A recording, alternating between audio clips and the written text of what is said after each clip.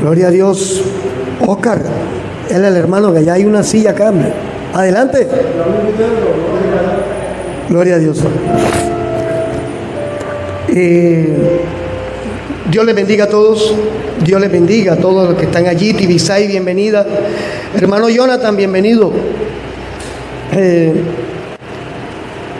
Voy a compartir un pequeño mensaje hoy. Y espero que esta enseñanza nos pueda traer una respuesta a inquietudes que nosotros mismos tenemos. ¿Qué le pasó a Germán? Pensé que vino Cristo. El mensaje se llama hoy Cuando solo te oyes a ti mismo. Así se llama la palabra que vamos a compartir hoy. Y deseo invitarle a que esté reflexivo a esto, porque quizás necesitamos escuchar esto. Quizás necesitamos reflexionar más con respecto a las voces que estamos escuchando diariamente, porque somos seres que estamos siendo bombardeados por cualquier cantidad de situaciones, por moveres espirituales, por moveres emocionales, por situaciones que estamos viviendo en la vida cotidiana. Son voces que estamos escuchando todos los días. Y esas voces, ¿se acuerdan la prédica de aquellos dos lobos que viven dentro de nosotros? Esas voces terminan haciendo fuerte a alguno de los dos lobos, las voces que oímos. Porque obedecer a alguna de las voces que escuchamos marcará para bien o marcará para mal nuestras vidas. Esto no es simplemente para los creyentes, esto es para todo el mundo, esto aplica para todo el mundo, porque indistintamente de ser cristiano o no ser cristiano, el ser humano es pensante. El ser humano tiene la capacidad de tomar decisiones. Y normalmente todas las decisiones que tomamos están influenciadas por la voz que estamos obedeciendo, la voz que estamos escuchando. Y hay algo en la vida de Moisés que hoy vamos a mirar. Vamos a Éxodo capítulo 17, versículo 5. Éxodo 17, 5. Hermana Meli, bienvenida, Dios le bendiga. Éxodo 17, 5, dice la palabra de Dios. Y Jehová dijo a Moisés, mira lo que le dijo: pasa delante del pueblo y toma contigo de los ancianos de Israel, y toma también en tu mano tu vara con que golpeaste el río, y ve. He aquí que yo estaré delante de ti, allí sobre la peña en Horeb. ¿Y qué le dijo que hiciera? ¿Qué le dijo? Golpearás. Tenga muy presente esta palabrita. Dios le dijo: golpearás la peña y saldrán de ella aguas y beberá el pueblo. Y Moisés lo hizo así en presencia de los ancianos de Israel. Moisés oyó la voz de Dios que le dio una instrucción, y al obedecer la instrucción, el pueblo que estaba renegando, el pueblo que estaba con hambre, con sed, recibió agua. Pero el mismo Moisés, que acaba de ver un tremendo milagro, miren lo que hace. Vamos a Números capítulo 20, ahí mismito. Números 20, versículo 7 y versículo 8. Números 20, versículo 7 y versículo 8. ¿Ya lo tenemos? Y habló Jehová a Moisés diciendo, mira que en Éxodo 17 habló Jehová a Moisés. Y aquí vuelve y Dios le habla a Moisés. Ahora le dice, toma la vara. Le dijo lo mismo que la vez pasada, ¿cierto? Y reúne a la congregación tú y a Aarón tu hermano. Y ahora, ¿qué le dijo que hiciera? Habla a la peña a vista de ellos, y ella dará su agua, y le sacarás agua de la peña, y darás de beber a la congregación y a sus bestias. Entonces Moisés tomó la vara de delante de Jehová como él le mandó. Hasta ahí el asunto está bien. Y reunieron Moisés y Aarón a la congregación delante de la peña. Hasta ahí todo va bien. Y les dijo, oigan ahora, rebeldes. Aquí viene el problema.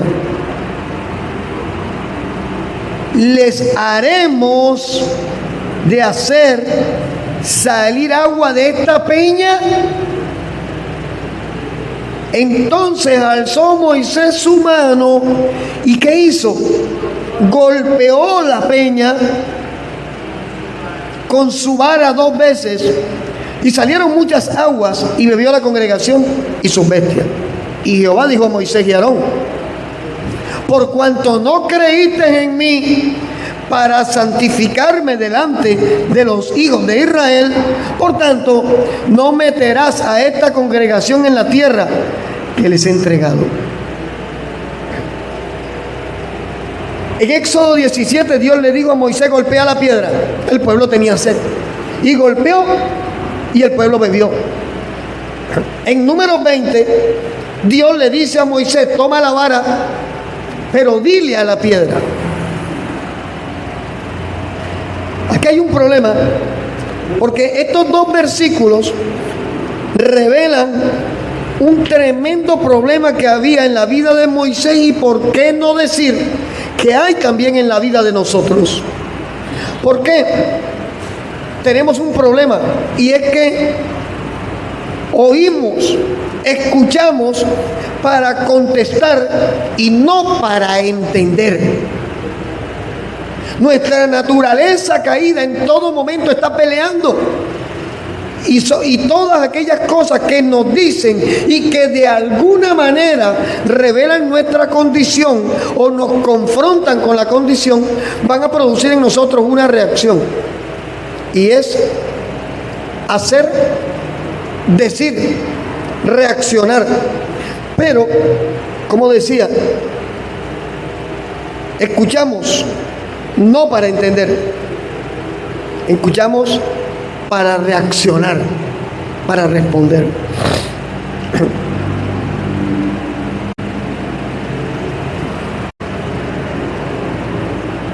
Estamos en una sociedad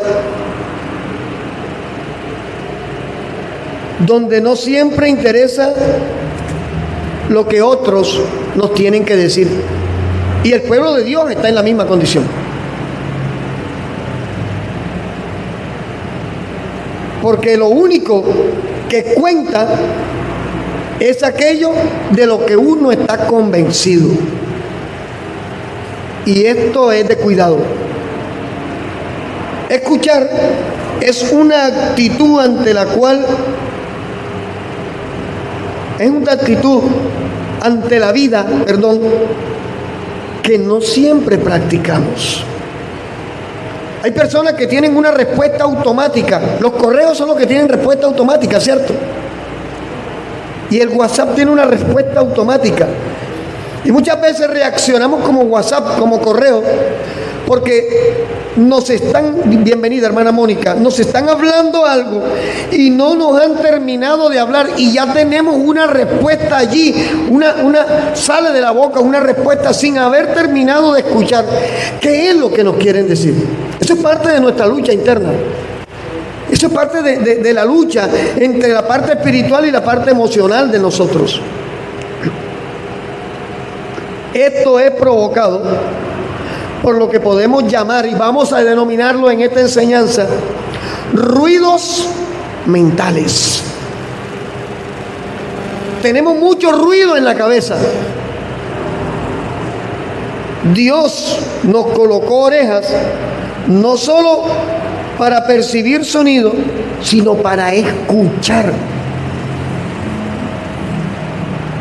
Y esto cuesta, porque cuando no nos detenemos a escuchar, es a causa precisamente de la interferencia que producen en nosotros esos ruidos mentales. En otras palabras, estamos escuchando con un piloto automático.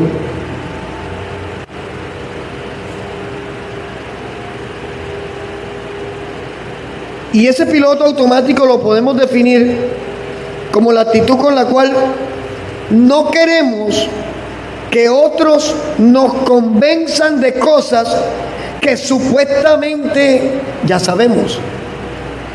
Ya yo lo sé. Es como yo lo sé. Pero si ya eso yo me lo sé. Son frases que son parte del piloto automático. Limitamos nuestra capacidad de escucha al escuchar solo aquello que selectivamente confirma o afirma nuestras creencias. El hermano Oscar decía, cuando estábamos compartiendo antes de empezar el servicio, una frase que está escrita en la Biblia. Escucha lo que dice todo. Retén lo bueno y desecha lo malo. ¿Qué quiere decir eso? Usted no puede pretender nada más aceptar en su oído aquello que confirma lo que usted es o lo que usted quiere o lo que usted cree. Sino tiene que escuchar todo, porque nosotros podemos ser edificados de lo que usted menos espera.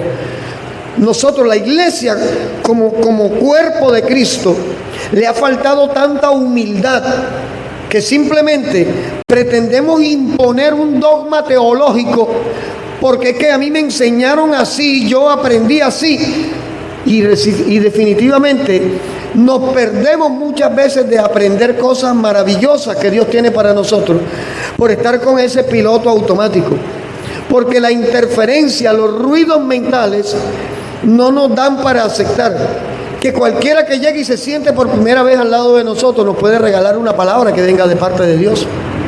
Nos puede revelar algo que nosotros estamos necesitando aprender. Segunda de Corintios 5:17 dice: de modo que si alguno está en Cristo, dice, nueva criatura es. Y dice, las cosas viejas pasaron.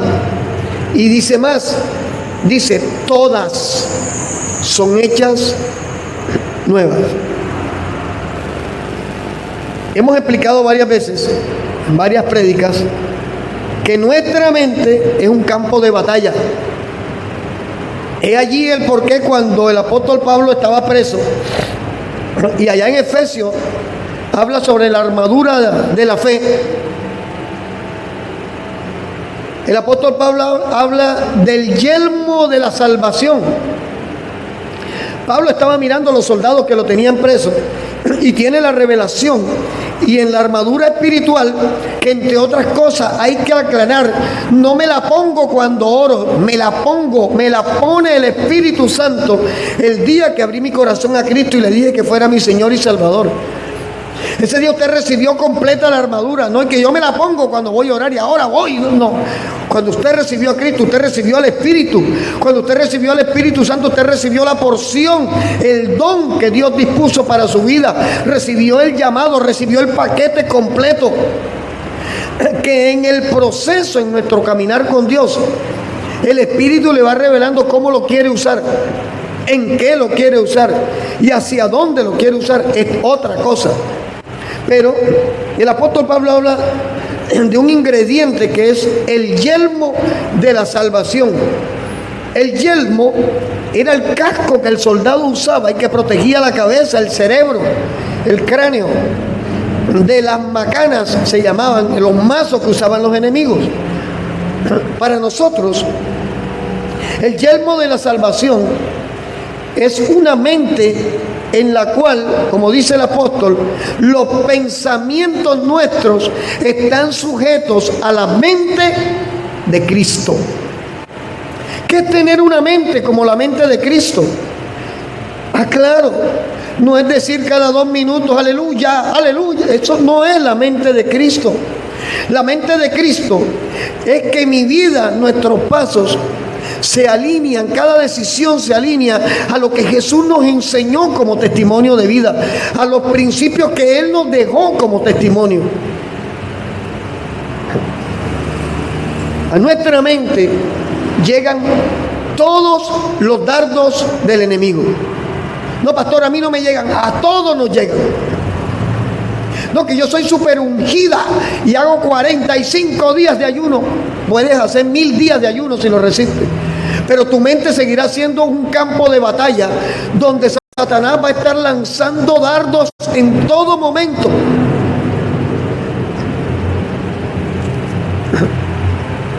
Y es allí en donde nuestra mente se entremezclan precisamente,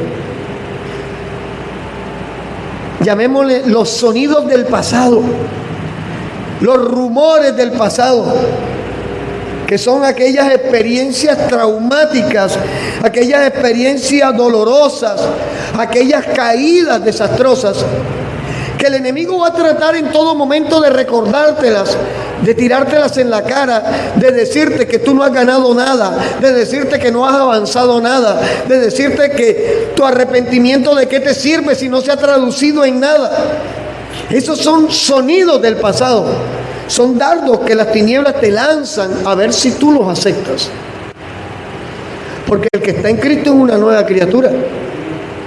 Y el único que te va a recordar el pasado, del cual te arrepentiste y Dios te perdonó, es Satanás.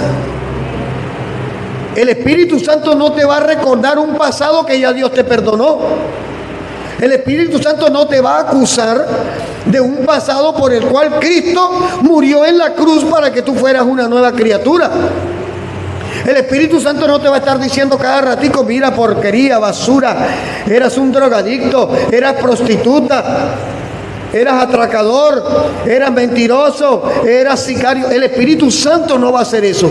Eso viene de las tinieblas para fabricar en nosotros sentimientos de culpa, y el sentimiento de culpa le crea un terreno a las tinieblas donde ellas toman autoridad sobre nuestros pensamientos. ¿Por qué?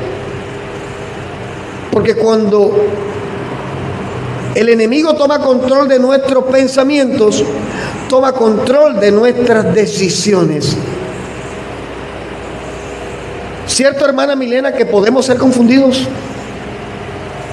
Mire, esto es tan serio, esta lucha es tan seria, que no basta con que usted crea, que no basta con que usted hable en lengua, que no sirve con que usted simplemente predique, ¿no?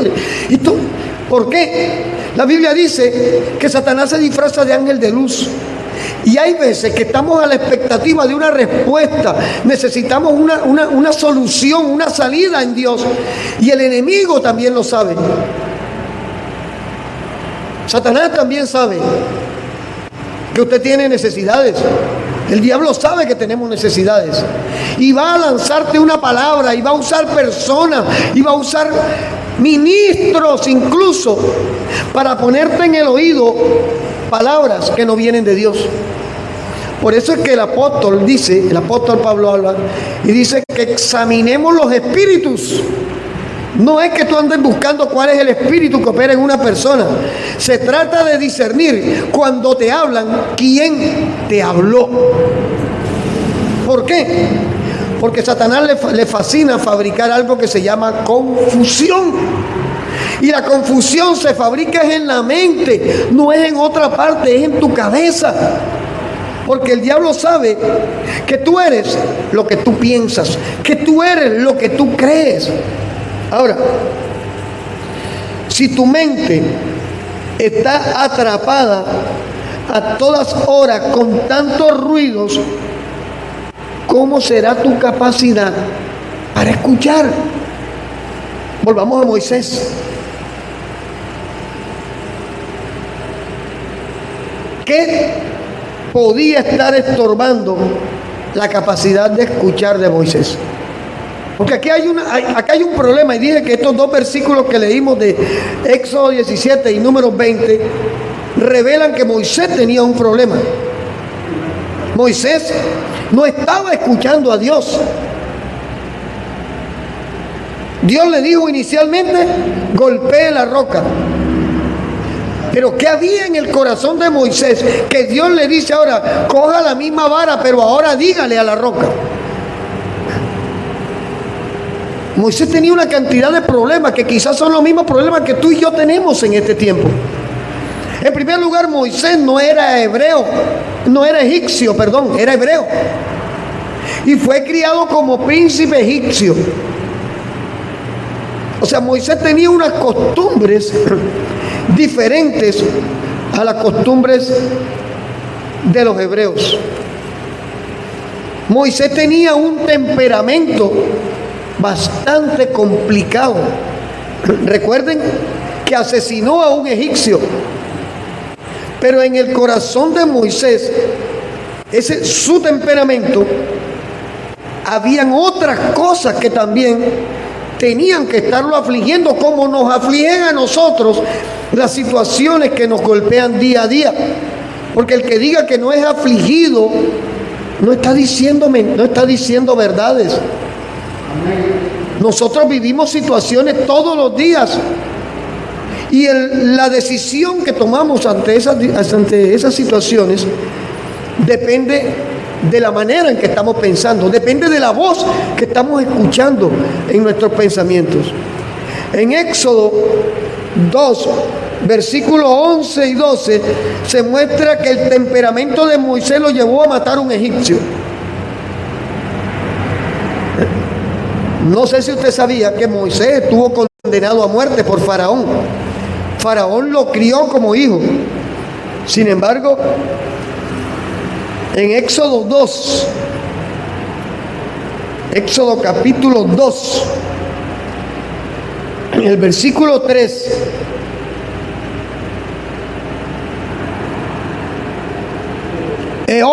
Éxodo 2, versículo 14 y versículo 15, mira, y él respondió: ¿quién te ha puesto a ti por príncipe y juez sobre nosotros? Después que Moisés confronta a un hebreo: ¿piensas matarme como mataste al egipcio?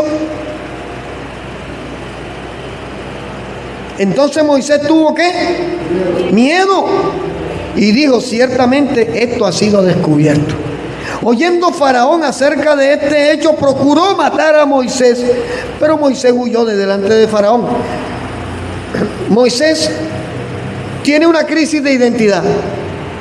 Lo crían como príncipe egipcio siendo hebreo, y los hebreos eran esclavos, ¿cierto? Tiene una crisis emocional porque su temperamento lo lleva y mata a un egipcio, y encima de todo tiene temores. Cuando se vio descubierto, dice, tuvo miedo. Faraón lo manda a matar. Moisés estaba lleno de dudas. Éxodo capítulo 4, versículo 1 al 3. Entonces Moisés respondió diciendo: he aquí que ellos no me creerán ni oirán mi voz, porque dirán: no te ha aparecido Jehová. Y Jehová le dijo a Moisés: ¿qué es lo que tienes en tu mano? Y él respondió: una vara. Él le dijo: échala en tierra. Y él la echó en tierra y se hizo una culebra, y Moisés huía de ella.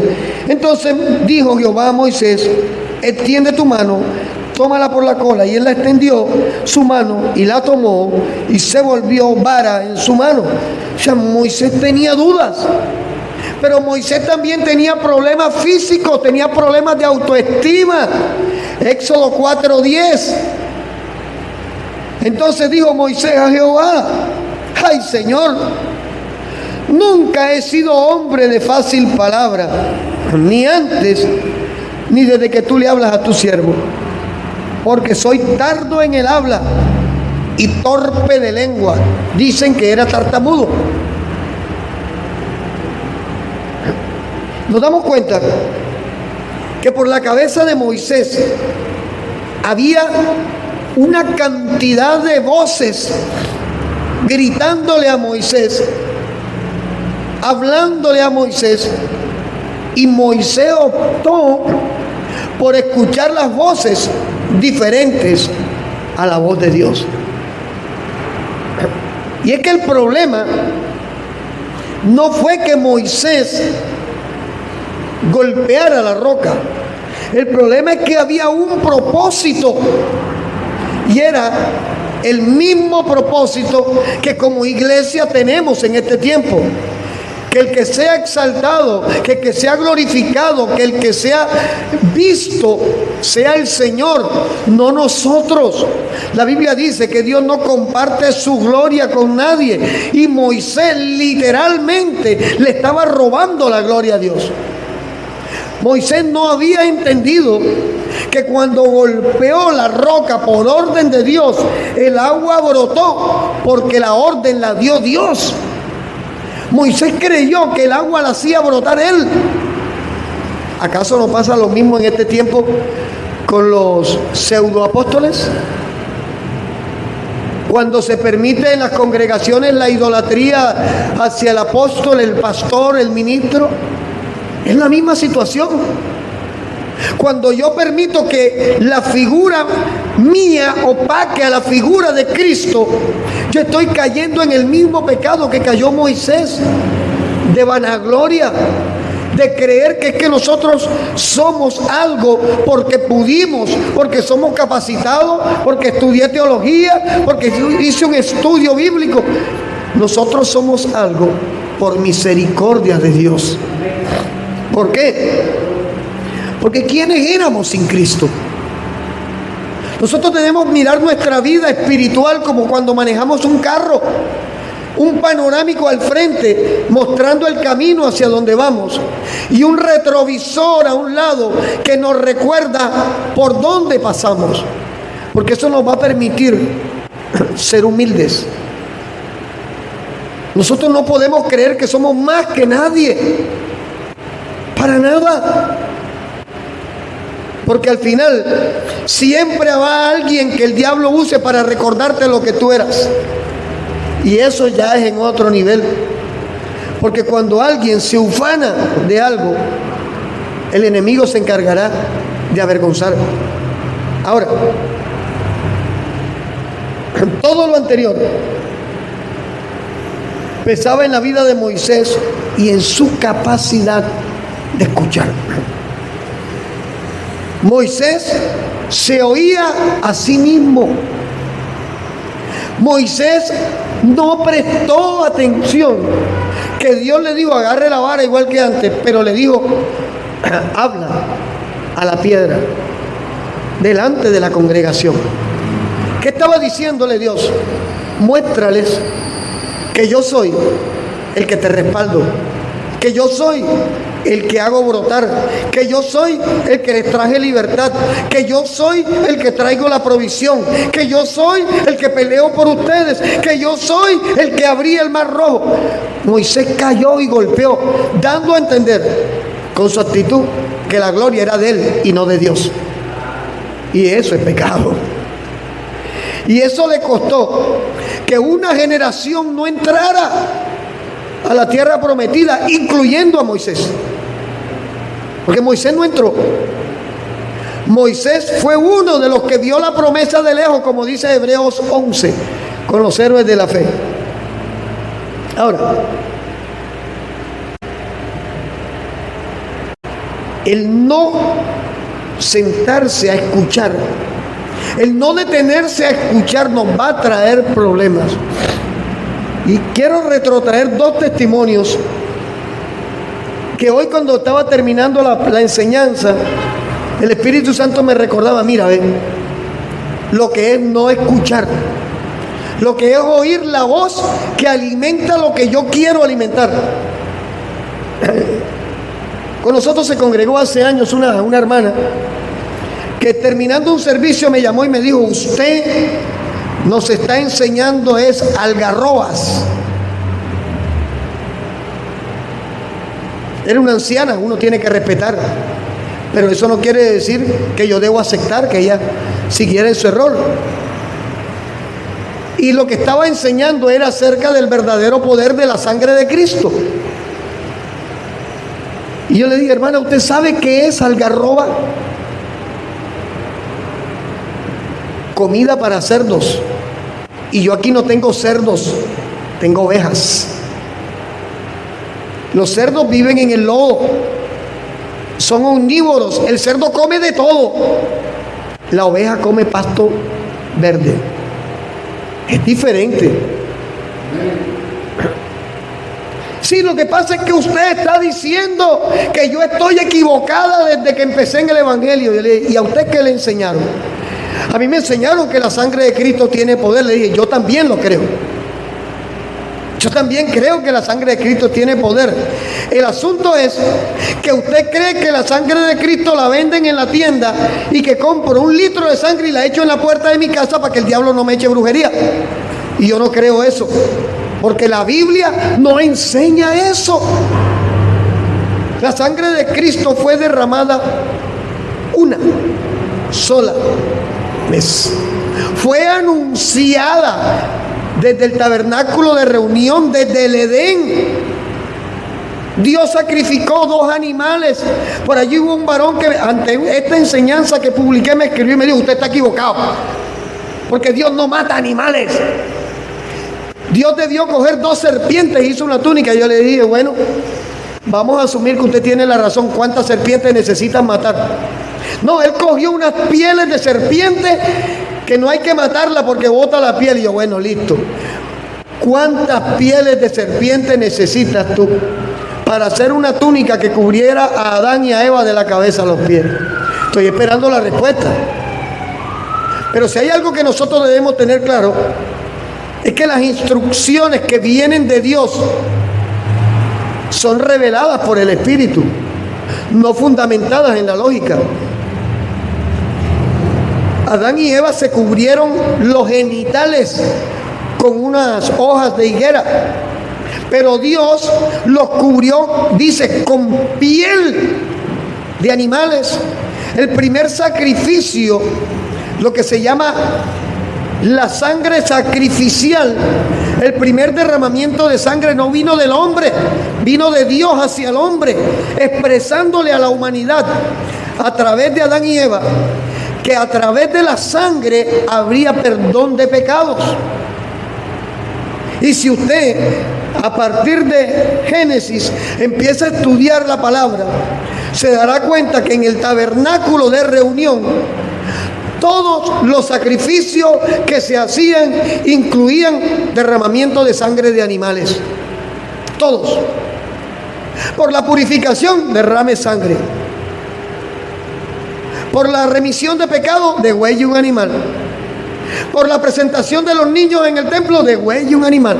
Todo era con sangre. ¿Por qué? Porque es que Dios había instituido a través de la sangre traer remisión del pecado a la humanidad. Estaba anunciando en el Antiguo Testamento que el poder de la sangre de Cristo iba a ser ese: reconciliar a una humanidad perdida con el Dios que perdieron de vista y que perdieron la capacidad de hablar con Él cara a cara. Y dice Hebreos que Cristo derramó su sangre una sola vez. Si yo derramo la sangre de Cristo cada vez que hago una reunión, yo no sé de dónde iré a sacar la sangre. Pero el poder de la sangre de Cristo es ese. No hay más poder para la sangre de Cristo. ¿Y le parece poco que por alguien que derramó su sangre hace 2023 años, usted hoy pueda decirle al Padre Celestial: Señor, yo reconozco a tu Hijo Jesús como mi Salvador y Señor, y por su sacrificio yo te pido perdón por mi pecado? ¿Usted le parece poco eso? Pero las doctrinas de error alimentan las emociones y la gente pretende seguir oyendo lo que le alimenta la emoción por tener temor a quedar en el aire. Y yo le digo algo: es mejor quedar en blanco para que Dios escriba páginas nuevas en mi vida, a seguir arrastrando un error que al final ni me sirve, ni me edifica, ni me añade, ni me quita, porque es ambiguo. Porque se ha tomado la sangre de Jesús tan a la ligera, siendo algo tan sagrado, que creer que si yo ahora riego la sangre de Cristo sobre mis hijos van a ser más santos. No, Señor, eso no sirve. En primer lugar, que yo no soy quien para regarla. Él la derramó voluntariamente. En segundo lugar, Él, siendo semejante a Dios, dice Filipenses 2:14, no se aferró a eso, sino que murió y se hizo como cordero de sacrificio. Y en tercer lugar, que solo el amor de Él expresado a través de su muerte nos puede dar esa vida eterna que nuestra alma necesita. Pero la hermana persistió y me dijo: usted está equivocado. Yo no puedo hacer más nada, porque al final yo no soy el Espíritu Santo para convencer a alguien de que está en un error doctrinal. Porque si la Biblia no la convenció, yo no lo iba a hacer. Y se fue.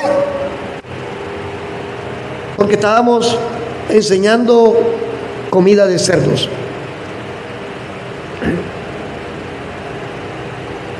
Y tuve otro caso con un varón, testarudo por cierto, que creía y cree aún en la salvación extendida. ¿Cómo así, pastor? Mire, el tema de la salvación es algo demasiado delicado y cuidadoso de llevar. ¿Por qué? Porque es que la salvación no depende de lo que tú y yo hagamos, no depende de nuestras obras. No, que es que yo tengo un hijo que ese pelado sí es bueno, ayuda al papá, ayuda a la mamá, eso trae todo lo que la casa necesita, tiene a Cristo en su corazón. No, entonces no es salvo. No es salvo. Porque la salvación es a través de Cristo y es por gracia, no por obras. Es un don de Dios, es un regalo inmerecido. Nosotros no nos merecíamos la salvación. Por lo menos en lo personal, yo sé que no merecía ser salvo con todo lo que había hecho. Pero a Dios le plació que Jesucristo muriera por mí y que yo decidiera reconocer ese sacrificio como necesario para mi vida perdida. Y este varón insistía en que bastaba que él creyera para que todos sus hijos fueran salvos, que era suficiente. Y todo lo fundamentaba con un versículo. Y usted no puede fabricar una doctrina de un versículo, porque allí es donde se fabrican las doctrinas de error. Cuando yo saco un versículo del contexto y lo tomo como doctrina, estoy quitándole toda la enseñanza que al final la palabra nos quería traer. Resulta que a él le enseñaron que así era como tenía que ser. Pero mire lo que dice Hebreos 7, versículo 11.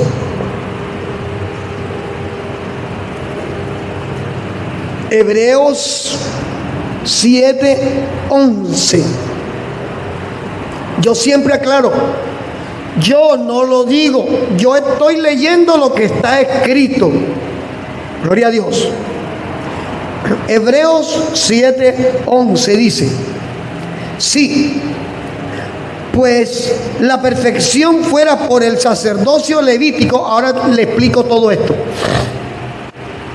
Porque bajo él recibió el pueblo la ley. ¿Qué necesidad habría aún de que se levantara otro sacerdote según el orden de Melquisedec, y que no fuera llamado según el orden de Aarón? Porque cambiado el sacerdocio, necesario es que también haya un cambio de ley. Y aquel de quien se dice esto es de otra tribu de la cual nadie sirvió al altar. Porque está manifestado que nuestro Señor Jesucristo vino de la tribu de Judá, de la cual nada habló Moisés tocante al sacerdocio. Y esto es aún más manifiesto si a semejanza de Melquisedec se levanta un sacerdote distinto, no constituido conforme a la ley del mandamiento acerca de la ¿qué? Descendencia, sino según el poder de una vida que dice indestructible. Le voy a explicar qué está pasando allí. El sacerdocio levítico que se le entregó a la tribu de Leví, por eso se le llamaba levitas, porque vienen de la tribu de Leví. Solo los que venían de la tribu de Leví podían servir en el altar. Solo los que venían de la tribu de Leví podían estar en el lugar santo, en el lugar santísimo, ofreciendo los sacrificios. Solo de la tribu de Leví. De otra tribu no, porque la ordenanza era en la tribu de Leví, el sacerdocio de Aarón. Dios le dijo a Moisés que le iba a poner a Aarón al lado. En Aarón se levanta el sacerdocio levítico. ¿Qué sucede con esto? El sacerdocio levítico moría con el sacerdote. ¿Cómo te llama, mi hermano? Sí. John lo nombramos levita. Y John tiene 3 hijos varones. Por herencia, sus hijos son levitas también. Pero el sacerdocio de John se muere cuando él murió y arranca en el hijo. Mientras que el sacerdocio de Cristo se fundamenta, dice, en el poder de una vida indestructible. Por eso es que es según el orden de Melquisedec. Melquisedec, cuando se le aparece a Abraham, Abraham viene de pelear por Lot. Dice que apareció Melquisedec, sacerdote de Salem, o sea, rey de paz. Y Melquisedec no se le conoce origen ni muerte. Por eso se habla que el sacerdocio de Jesucristo es según el sacerdocio de Melquisedec, sin origen y sin final. Es un sacerdocio eterno. ¿Qué pasa? ¿Por qué aclaro esto? Porque este varón, yo le expliqué esto que está aquí y le dije, hermano, sus hijos tienen que recibir a Jesucristo como Salvador y Señor. Así usted diga lo contrario. Porque la única forma de que ellos alcancen la salvación es reconociendo a Jesús como Salvador y Señor. No porque a mí me dieron una promesa. Y le voy a decir cuál es la promesa. Hechos 16, 27 al 32. Somos buenos. Miren, hay un detalle, y yo de verdad le pido al Espíritu Santo que podamos entender, me incluyo, que el hecho de que yo crea una promesa no obliga a Dios a que me la tiene que cumplir. Con nosotros se congregó alguien que no sé si la hermana Milena se acuerde, que uno estaba leyendo la palabra y de pronto saltaba de la silla. Yo la agarro porque nadie la agarró. No, vean, hay algo en Dios que se llama soberanía de Dios. Él dice, tendré misericordia del que yo quiera tener misericordia. Sencillo. Porque si así fuera, como dijo el hombre el hermano aquel en su famosa canción, si en la vida todos fuéramos ricos, entonces, hombre, ¿quién trabajaría? En el cuerpo de Cristo está contemplado por Dios que haya el hermanito que tiene menos, el hermanito que tiene más, el hermanito que entiende menos, el hermanito. Todo esto es parte del propósito de Dios, para que las piezas encajen, para que seamos uno, para que el uno se junte con el otro, para que seamos cuerpo. ¿Por qué? Porque entonces, si todo el mundo supiera, nadie se congregara. Si todo el mundo tuviera, nadie trabajara. Usted se imagina el caos que hubiera en el mundo si todo el mundo tuviera, no hubieran fábricas, no hubieran avances tecnológicos. ¿Por qué? Porque es que ya yo tengo de todo, ¿no? Y este hombre cogió Hechos 16, 27, dice, Hechos capítulo 16, versículo 27. Pablo y Silas son azotados, los tienen presos. Dice que Pablo estaba orando y cantaban himnos mientras estaban presos y la cárcel se abrió. ¿Se acuerdan el pasaje? Y mira, versículo 27, despertando el carcelero y viendo las puertas abiertas, las puertas de la cárcel, sacó la espada y se iba a matar, pensando que los presos habían huido. Mas Pablo clamó a gran voz diciendo, oye, Pablo no le dijo, oye, no lo hagas. No, Pablo le pegó un grito. Oye, no te hagas ningún daño. Nosotros estamos aquí. Entonces, pidiendo luz, se precipitó adentro y temblando se postró a los pies de Pablo y de Silas. Y sacándolo le dijo, señores, ¿qué debo hacer para ser salvo? Ellos le dijeron, es que aquí está el tema. Cree en el Señor Jesucristo y serás salvo tú y tu casa. ¿Qué pasa? Cuando yo no leo el contexto, yo tomo este versículo como un pretexto para creer en la salvación extendida o heredada. Y la salvación no se hereda. La salvación se recibe gratuitamente de parte de Dios cuando mis hijos le digan a Cristo, yo me rindo a ti. Esa es la verdad bíblica. Pablo y Silas le estaban hablando a un carcelero, no le estaban hablando a la iglesia, no estaban convirtiendo este versículo en un dogma de fe. Porque yo le digo algo, si así fuera, entonces sabroso para nuestros hijos. Ya son salvos porque los papás son salvos. Ya no viven procesos, ya no vivan desiertos, ya no sean tratados. Aleluya. Claro, sería injusto porque entonces el papá recibe el proceso de la salvación y los hijos lo heredan sin llevar proceso. Pero hay un detalle donde tenemos que ser sensibles. Los hijos de este varón eran rebeldes, borrachones, y ningún papá que ama a sus hijos quiere aceptar que su hijo está perdido. Eso se llama negación. Pero el hecho de que yo niegue la realidad que estoy viviendo bajo mi techo no cambia la realidad, cambia mi percepción. Pero el que cambie mi percepción no quiere decir que cambié la realidad. Entonces, este varón tomaba y peleaba porque sus hijos son salvos. Ellos serán salvos cuando acepten a Cristo. Y se lo mostré con la palabra, pero prefirió irse de la iglesia. ¿Por qué? Porque la palabra le estaba diciendo que él estaba equivocado, pero la voz que él quería escuchar era esa. No aceptar que sus hijos estaban perdidos y que bastaba con que él, porque ni la esposa era convertida, bastaba con que él creyera. Esto no funciona así, hermano. Iglesia de Cristo, esto no funciona así.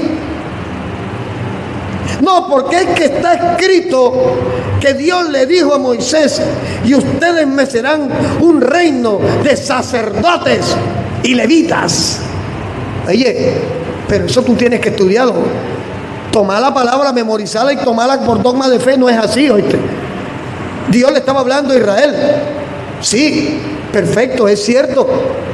Pero le estaba hablando a un reino, le estaba hablando a todo el pueblo, no era a los levitas, le estaba hablando a todo el pueblo. Y es que es lo que tú eres cuando recibes a Cristo como Salvador y Señor. Te conviertes en sacerdote. ¿Por qué? Te voy a explicar por qué. Porque eres altar y te conviertes también en ofrenda. En el desierto, en el tabernáculo de reunión, el sacerdote levita simplemente recibía la ofrenda, la degollaba y la ponía en el altar a quemarse.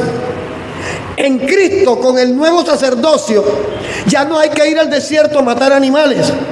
Ahora cada vez que tú doblas tus rodillas en tu habitación, tú eres altar y eres la presa, eres la ofrenda que se está rindiendo ante el Señor y te convierte en sacerdote. No, pastor, es que yo no puedo ser sacerdote porque no predico. No está hablando de eso. La palabra sacerdote es el que ofrece un sacrificio a un Dios. Porque hay sacerdotes de Baal, hay sacerdotes de María Leonza, hay sacerdotes de Huacaipuro. Ellos le ofrecen sus sacrificios a sus deidades. Y nosotros, cuando venimos ante el Señor, cuando nos quebrantamos delante de Dios, somos ofrenda y somos altar. Somos sacerdotes. Pero el hecho de que mi esposa o yo seamos sacerdotes no exime a que mis hijos tengan que buscar su propio sacerdocio. Si yo no acepto esto, me estoy engañando. Me estoy engañando y estoy queriendo ver cosas que no son reales. Y estoy dejando de ser objetivo. ¿Por qué? Cuando yo acepto que mis hijos tienen problemas, también acepto que necesito una solución. Y a veces los padres somos el problema. ¿Cierto, amor? Mi esposa y yo, cuando aceptamos el llamado, lo hicimos por amor, sí, es cierto. Es cierto. Pero en nuestro deseo de ver a nuestros hijos caminando con el Señor, simplemente trasladamos las reglas que nos habían dado en el lugar donde nos congregábamos, sin discernir si esas reglas efectivamente iban a convertir a mis hijos. Y entonces mi tiempo era iglesia, iglesia, iglesia, iglesia, iglesia, iglesia e iglesia. Yo todavía, usted me llama a las 3 de la mañana, yo le voy a contestar, porque no tengo claro la parte sacerdotal, la parte ministerial, es de servir. Pero una persona que me llama 3 veces a las 3 de la mañana porque está borracha, drogada, y voy y la rescato, y resulta que a los 3 días está en la misma, ¿qué tengo que hacer? Tengo que orar por ella y soltar. Porque el evangelio tiene que ser un evangelio práctico, dinámico. Y preocuparme más por los que están cerca que por los que no se dejan alcanzar. ¿Por qué? Porque estaba descuidando la vida espiritual de mis hijos. Se me olvidó que yo debía tener una vida de familia. Se me olvidó que todo no era el púlpito. Se me olvidó que todo no era ir a predicar, vamos a viajar, vamos. No. Y Dios usó a alguien para decirme: ¿qué tiempo de familia tiene usted con sus hijos y con su esposa? Y eso me confrontó. Y le doy la gloria a Dios, que no miré la condición del que me habló, sino lo que me dijo. Porque mi esposa y yo entendimos que venía de Dios y cambiamos cosas. Y le doy la gloria a Dios porque al final lo que cambiamos ha sido para bien. Porque no se trata de ser amigo de mis hijos, se trata de tener una relación con mis hijos, en medio de la cual, con las imperfecciones de ellas y las mías, el respeto esté por encima. Pero que haya la suficiente confianza para hablar, para dialogar, para preguntar. ¿Por qué? Porque yo simplemente estaba trayendo reglas y las estaba poniendo en la casa. Y así no se convierte nadie. Puedes ayunar 20 días, puedes ayunar 500 días, puedes dejar de comer toda tu vida, pero no se van a convertir. Al contrario, van a ver a Dios como un Dios injusto que les está matando de hambre al papá o a la mamá. Porque es que esto no funciona así. Y cuando uno revela una verdad de estas, la gente se molesta. ¿Por qué? Porque todavía hay gente creyendo que yo ayuno para que Dios me dé cosas. Y yo no ayuno por eso. Yo ayuno porque necesito quebrantar mi carne. Yo ayuno porque necesito entregarle cargas que estoy arrastrando yo y que no se las he entregado a Cristo. Pero si ayunar por una casa diera casa, yo debiera tener 20 casas. No está pagando arriendo. Ayunemos por el local de la iglesia para que nos den este también. Si así fuera, esto sería elegante, sabroso. Vamos a chantajear a Dios con huelga de hambre para que Dios se vea obligado a darme cosas. Esto no funciona así. Isaías 58 dice: el verdadero ayuno, ¿acaso no es que compartas tu pan con el hambriento, que albergues al errante? Dice otra cosa diferente a lo que la iglesia pentecostal enseñó y que mucha gente lo quiere seguir aplicando porque considera que con ello tiene una vida espiritual poderosa. Y esto no depende del ayuno. La gente cree que ayunar es para que Dios te dé poder. No, eso es mentira. Porque es que al final, cuando queremos ser protagonistas, estamos cayendo en el mismo pecado de Moisés. Estamos robándole la gloria a Dios. Y eso tendrá problemas. Entonces, estos dos casos quise traerlos. No porque no he dicho nombres, estoy hablando de situaciones. Pero son situaciones que se están dando dentro del cuerpo de Cristo. ¿Por qué? Porque no queremos escuchar lo que nos confronta y nos revela que de repente estamos equivocados. De hecho, yo no estoy diciendo que tengo la razón. Yo estoy diciendo, la Biblia dice. Y esto nos lleva a entender que nosotros como creyentes no podemos asumir creer en lo que a mí me parece, porque es que tenemos una frase: yo tengo paz con eso. Yo era drogadicto, 19 años en la droga, y yo tenía paz todos los fines de semana, amanecido 3 días. A mí eso no me robaba la paz. De hecho, yo decía que estaba feliz, yo estaba chévere. Entonces, ese contexto de la paz, por eso es que Jesús dice: mi paz les dejo, mi paz les doy, no como la que el mundo le da. No, es que a mí, yo siento paz con la manera en que yo creo. Es que tú no tienes que creer en Cristo a tu manera, sino a la manera de Él. Y cuando llegues a entender que creer a la manera de Él es mejor, ese día te quitarás una cantidad de pesos encima y entenderás que tus hijos, más que decir la Biblia dice, mira lo que estás haciendo, arrepiéntete, con que le des un abrazo, bastará para mostrarle que Dios es amor, porque Dios es amor. Con que te sientes a hablar con ella o con él y preguntarle qué es lo que está pasando. Mira, ¿en qué te fallé? Si te fallé, perdóname. Pero la religión no deja que eso se haga.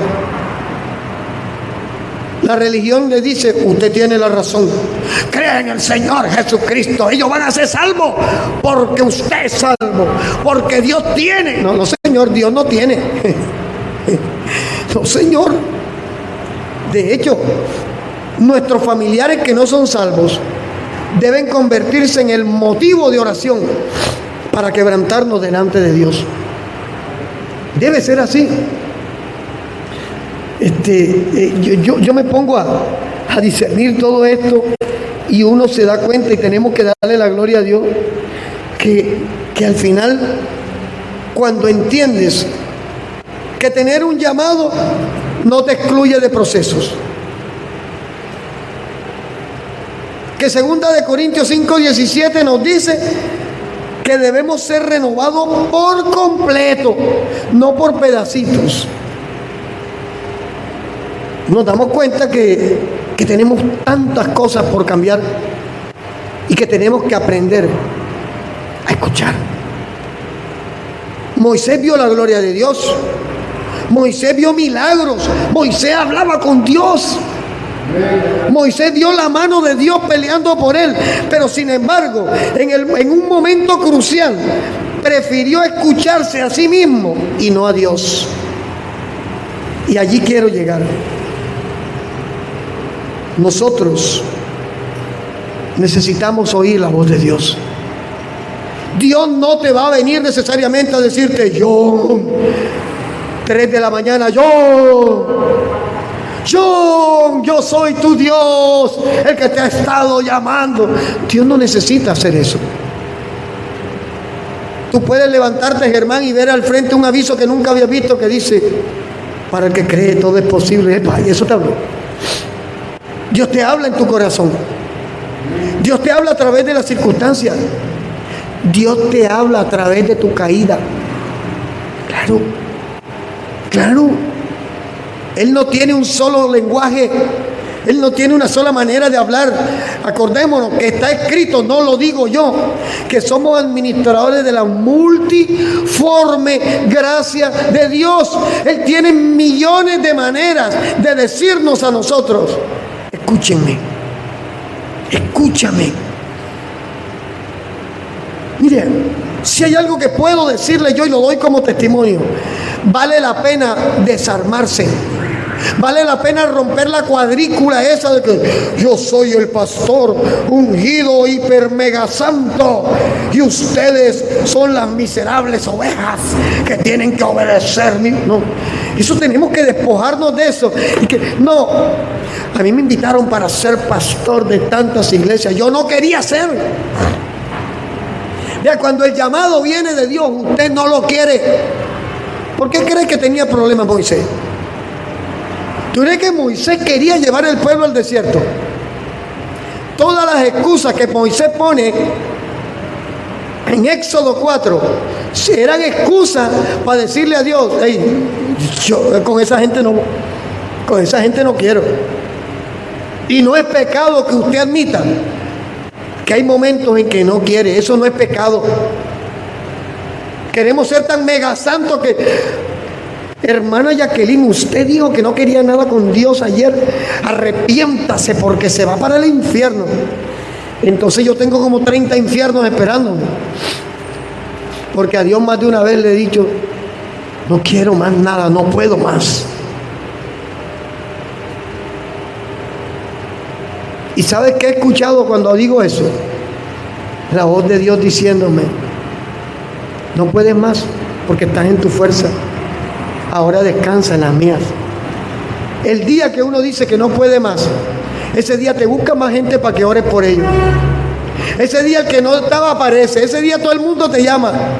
Y al final es Dios diciendo: es que no depende de ti, sino de mí, que estoy en tu vida.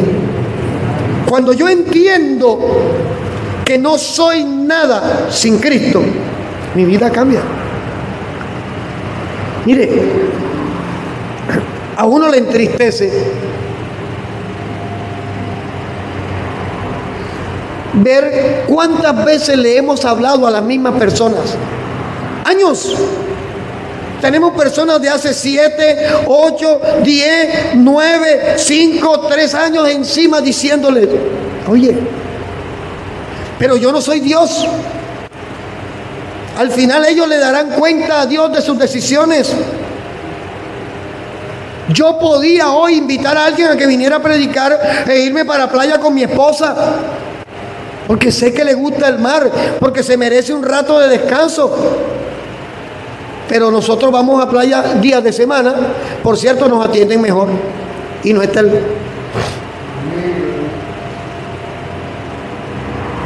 Pero cambiar el llamado que Dios me hace para ser edificado por el llamado que la carne me hace para tener contento a quien está al lado mío, es robarle la gloria a Dios. ¿Por qué? Porque estoy poniendo por encima de Dios mis placeres. La gente piensa que prostituta es la que está en un bar esperando hombres para darle sexo a cambio de dinero. ¿Usted sabe cuánta prostitución hay dentro de la iglesia de Cristo? Cuando uno mira el ministerio desde adentro, déjeme decirle que yo quisiera que alguien, siquiera por 2 semanas, tomara el ministerio y todo lo que implica, y se dará cuenta por qué hay momentos que uno dice: Dios, no puedo más. Porque personas que usted ama y que usted ha llevado, que usted ha caminado con ellas procesos, verlas haciendo barbaridades, peores de las que hicieron sin conocer de Cristo. Eso duele. Eso duele. Porque personas que usted ama y que las tenía en un tremendo concepto, y escuchar de sus propias bocas todas las locuras que estuvieron haciendo a espaldas tuyas, eso duele. Pero al final dependemos de Dios. Y vale la pena aprender a escuchar la voz de Dios. Dios no va a venir. Esta mañana me decía un pastor amigo: hermano, ayúdame, tengo una duda con respecto a algo. Esto de que pacte con dinero, la promesa, la palabra. Yo quiero que usted me oriente, porque es que yo siento que esto está totalmente equivocado. Pero me da temor ir a decir algo que no tenga soporte bíblico. Yo, mi hermano, es que esto es sencillo. Jesús dijo: nos tomarán por mercadería.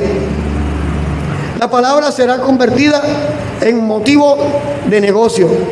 Eso es así, está pasando. Y al final, cuando yo le digo al hermano Iván, cuando yo le digo a John, le digo a Oscar: venga, aquí hay una promesa, pacte con 500,000 pesos esa promesa para que se manifieste en tu vida. Yo soy un ladrón, soy un sinvergüenza ladrón.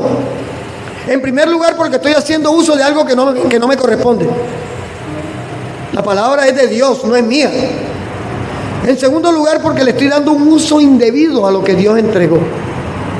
Y en tercer lugar, soy un mentiroso, porque Dios no vende milagros, Dios regala milagros, y es a quien Él le place. Por eso esa palabra de que tendré misericordia del que yo quiera, esa palabra es espectacular. Dime, mi hermana.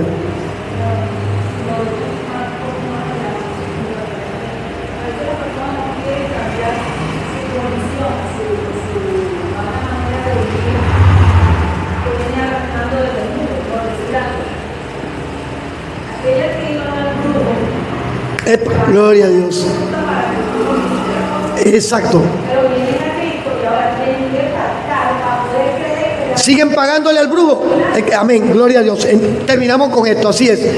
Hay personas que vienen a Cristo, pero quieren seguir conservando aquello que les generaba estabilidad emocional estando en el mundo. Y resulta que la fe, yo la puedo definir como dar un salto al vacío. La fe, dice, es ver las cosas que no son como si fueran. ¿Qué pasa? Yo soy pintor de cuadros. Yo puedo decir, vivo por fe. ¿Por qué? John, te vendo un cuadro en 3 millones de pesos que tengo en la casa. ¿Me lo compras? Te lo vendo, lo tengo ya, tengo como 5 cuadros. Te vendo uno en 3 millones. Me dirá John, oye, yo para poner, una clienta me dijo, para poner 3 millones en la pared mejor lo meto en una compra. Yo haría lo mismo. La lógica me dice eso. La lógica dice, para poner un cuadro de 3 millones de pesos en una pared, mejor compro una ficha de 500 pesos, lo enmarco en 2,000 y lo pongo allí. Pero como dependemos de un Dios todopoderoso, de un Dios sobrenatural, Dios pone personas que necesitan el cuadro que yo tengo. Y entonces Dios pone el querer y el hacer. La persona lo ve, le gustó, ¿cuánto vale? Vale tanto, te doy tanto, venga, tome, y listo, y se acabó. Y viene la provisión de Dios. Eso es vivir por fe. La lógica diría, ¿cómo vive este hombre en el barrio Paraíso? 17 años metido allá, 5 pelados, en universidades, servicios. Debe ser que el ministerio mueve mucha plata. Yo voy a voltear la cámara. Debe ser que hay 1,000 millones de diezmos ahí en la iglesia. No, yo no vivo de la iglesia, yo vivo de Cristo. Yo no dependo del ministerio, dependo de Cristo y de los hijos. ¿Por qué? Porque al final Dios utiliza todo. Debri, llegó la ovejita de ayer, ¿ve? Dios utiliza todo para decirte que tú no estás solo, que tú no estás sola. No necesitas programarte. No necesitas fabricar un modelo para pretender estar cerca de Dios y que Dios esté más cerca de ti y de tus hijos. Si tú quieres un tip, simplemente enciérrate en tu cuarto y ríndete a Él. Que Dios está dispuesto en todo momento a levantar al caído. Mire,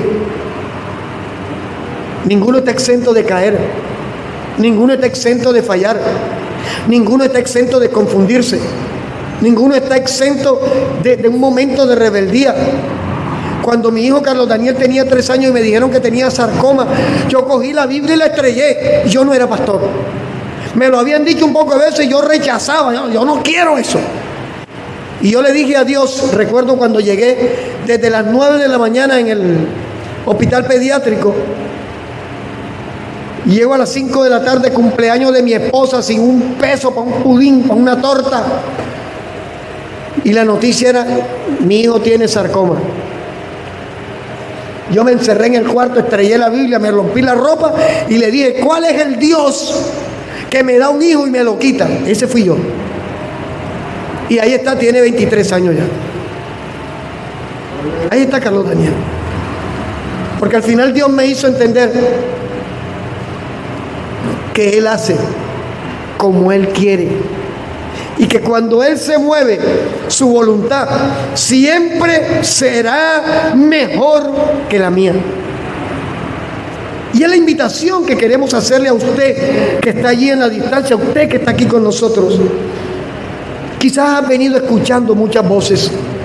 Quizás hoy tiene problemas que está pensando mañana, ¿qué voy a hacer? ¿Cómo voy a hacer? Pues quiero decirte, hay una promesa condicional. El miércoles, si el Señor lo permite, estaremos hablando de los tipos de promesas, porque en Dios hay promesas condicionales e incondicionales. Dice, echa sobre Jehová tu carga y confía en Él y Él hará. Esa es una promesa condicionada, porque no quiere decir que yo me voy a sentar frente a Dios y Él va a hacer, no. Yo tengo que tomar la decisión de decirle a Dios, Señor, no puedo más.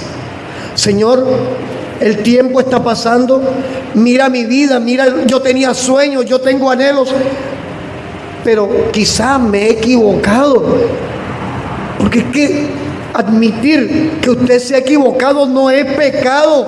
Cuando admitimos que nos equivocamos es cuando empezamos a crecer, es cuando empezamos a cambiar realmente nuestra vida. No, que a mí me enseñaron cuando llegué al Evangelio que yo sacudía el zapato y eso el poder de Dios se movía. Eso es mentira. Entonces esos son dogmas. Ametralladora de Jehová. ¿Cuántos han escuchado esa locura? O escoba, barre ahora, escoba de Jehová. Yo he escuchado una cantidad de locuras, pero ¿sabe qué es lo que me entristece? Que los que la escuchan la ponen en práctica también. ¿Por qué? Sencillamente porque no están escuchando la voz que sale de este libro. La Biblia no es para tenerla de adorno en una mesa. La Biblia es para abrirla y para decirle a Dios, háblame a través de ella. Amén. Ebenecer, como dice la palabra. Vamos a orar, vamos a colocarnos sobre nuestros pies. Y quiero invitarle, John, te invito a que nos acompañes en esta oración. Gloria a Dios. Vamos a tomarnos de la mano como familia. Vamos a darle a John la bienvenida a una familia que está aquí. Vamos, hermano Iván, hermano Germán. Allí está. Amado Dios, bendito Padre Celestial. Dale volumen, amor. En el nombre de Jesús de Nazaret, aquí nos presentamos delante de ti en este momento. admitiendo que necesitamos más y más de ti cada día, reconociendo que nuestra vida, si no es guiada por tu palabra, si no escuchamos tu voz, seremos como una veleta que mueve el viento en cualquier dirección. Es cierto, Dios, que hemos aprendido cosas que nos parecieron buenas, pero no necesariamente estaban alineadas a tu voluntad ni a tu palabra. Y te pedimos perdón. En el nombre de Jesús te pedimos perdón, Padre, porque te hemos fallado de tantas maneras que pretendemos justificarnos, que pretendemos estar bien delante de ti, simplemente desconociendo la verdad que estamos viviendo bajo nuestro propio techo.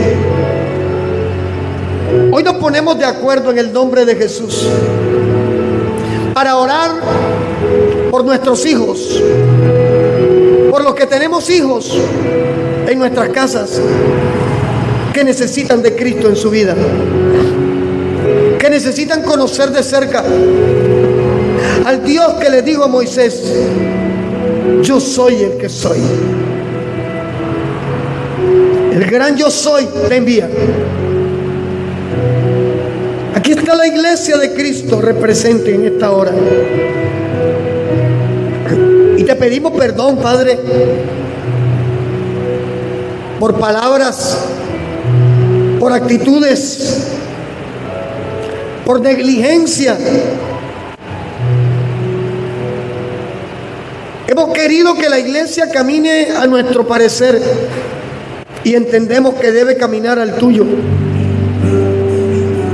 Y te damos gracias por hablarnos directamente hoy y por hacernos entender que tu voz valdrá la pena ponerla por encima de cualquiera de las voces que podamos estar oyendo.